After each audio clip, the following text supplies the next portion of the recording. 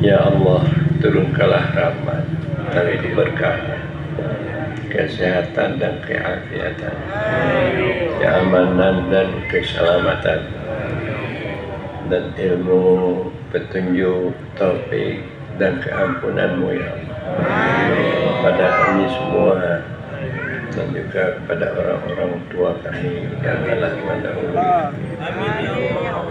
Jadikanlah kami beserta mereka daripada orang yang bahagia, diterima sebagai hamba-Mu ya Allah. Jangan Kau jadi kami orang-orang yang celaka.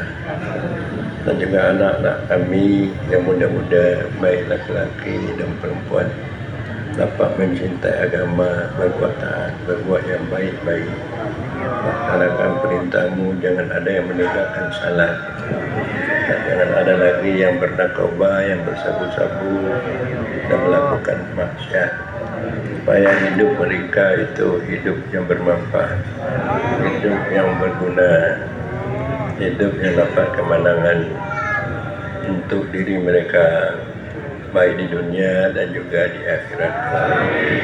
Rabbana atina fid dunya hasanah fil akhirati hasanah wa qina adzabannar. Sallallahu ala khairi khalqihi sayyidina Muhammadin wa ala alihi washabihi wasallam. Walhamdulillahi rabbil alamin.